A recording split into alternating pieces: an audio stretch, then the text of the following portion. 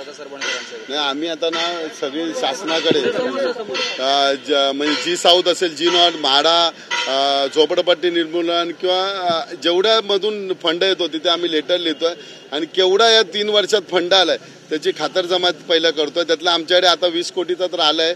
त्याची तुम्हाला मी वाटलं की वर्क ऑर्डरची कॉपी देतो. 5-5 कोटीचे 3 का 4 हे आहेत वर्क ऑर्डर आहेत. त्याची आपण तिथे जाऊन बघूया, पाहणी करूया बाबा किती काम झालं आणि ते पैसे गेले कुठे. मग आता आमच्या इथे अहुजाच्या त्याच्या नावावरती अहुजाच्या इथे 50 लाखाचा निधी मंजूर झाला, पण तो आपल्याला 50 लाखाचा निधी तिथे दिसणारच नाही. मग तो निधी गेला कुठे? सत्ताधारी आमदार किंवा जे सत्तेत आमदार आता नाही आहेत, माजी आमदाराला 20 कोटी आणि आमदार आहेत जे आता सध्या येते त्यांना फक्त 2 कोटी आमदार निधी मिळतो. हा भेदभाव आज आम्ही विचारणार आहे. जिल्हा नियोजनची आज बैठक आहे, तिथे आम्ही हा प्रश्न विचारणार आहे. तर सगळे आमदार उठून त्याच्यावरती हंगामा करते. आशिष शेलारांनी ट्विट केले. ते म्हणतात की कोरोना काळामध्ये मुख्यमंत्री उद्धव ठाकरे असताना 12,000 कोटींवरती डल्ला मारला आणि त्यामुळे महानगरपालिकेच्या ठेवींमध्ये घट होते. नाही, ते बघा आता हे सगळं त्यांनी केलं, ह्यांनी केलं, आम्हाला त्याच्यामध्ये जायचं नाही.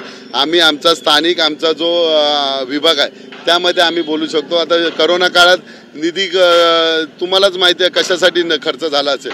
करोना काळात तर कुठली कामं झाली नाही, तिथे निधी सगळे झाले तर कोविड पेशंटसाठी झाला असेल.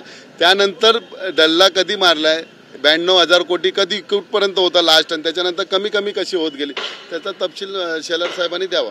महेशजी, तुमचा आणि सदा सरवणकरांचा वाद या विधानसभा मतदारसंघाला तसा नवीन नाहीये. आता तुम्ही पाहणी करतायत, तुम्ही थेटपणे त्यांना जाऊन जाब विचारणार आहात का की 20 कोटी गेले?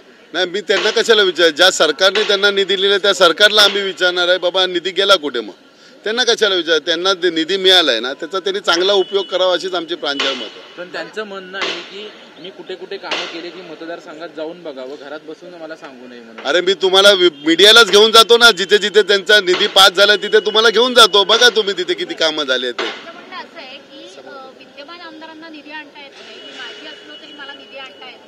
हो, निधी आणता येत नाही. आता निधी कशाला, आता तुम्ही काल मीडियामध्ये दाखवला कोणाच्या पाया पडले काय पडले. त्याच्यामुळे अशी व्यवस्था, आम्ही स्वाभिमानी माणसं आहोत.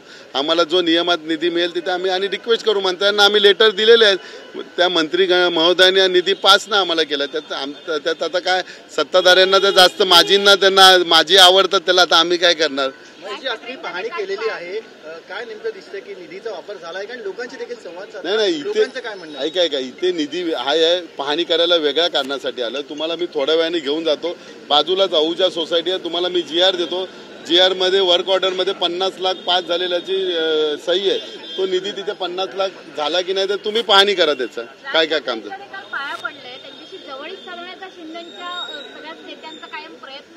बघा आता ते मला माहिती नाही त्यांनी का कुठल्या उद्देशाने पाया पडले असतील. हरकत नाही, एक त्यांनी राजसाहेबांना मान सन्मान केला असेल काय माहिती नाही. ठाकरे आता त्याला मी काय बोलू, हे उत्तराचं प्रश्नाचं उत्तर तेच देऊ शकतात का पाया पडले असतील ते. बाकी मला काय माहिती नाही, परंतु हे अशा पद्धतीने ते निधी आणत असतील पाया पडून. खड्ड्यांवरचा प्रश्न आहे. पुणे महापालिका आयुक्तांनी अशी प्रांजळ कबुली दिली आहे की आकाशात जितक्या चांदण्या आहेत तितके शहरामध्ये खड्डे आहेत. मुंबईमध्ये सुद्धा अशी परिस्थिती आहे का, आणि मुंबई महापालिकेच्या आयुक्तांनी सुद्धा अशी कबुली देऊन टाकावी का? मुंबई महापालिकेचं तुम्हाला माहिती आहे खड्ड्यांचं साम्राज्य जास्त मुंबईमध्ये. महानगरपालिकेने आता किती खर्च केला असेल ते तुम्हाला पण माहिती आहे, आम्हाला सुद्धा माहिती आहे. परंतु खड्डे काही कमी होत नाही, खड्डे वाढतच जातात. आता इथे पण बघा आम्ही त्या यांना रिक्वेस्ट केली की बाबा खड्डे आहेत तिथे पाणी कॉन्क्रीट करा. जेवढं आमच्यानी होत आहे तेवढं आम्ही कॉन्क्रीट करण्याचा प्रयत्न करतोय. परंतु मुंबईचे खड्डे काय कमी होत नाही. तुम्ही हायवेला गेलात का ट्रॅफिक बघा, खड्ड्यांमध्ये गाडी होडीसारखी चालत असते. अशा नशीब पाऊस पडल्यानंतर खरी गाड्यांची कसरत बघायला मिळते. हा पैसा जातो कुठे हाच आम्हाला कळत नाही. महानगरपालिकेमध्ये सध्या प्रशासनाचं राज्य आहे आणि डायरेक्ट स्टेट गव्हर्नमेंटचा हस्तक्षेप आहे. त्यामुळे पैसे कुठे जात असेल तर स्टेट गव्हर्नमेंटने त्याचं उत्तर द्यावं.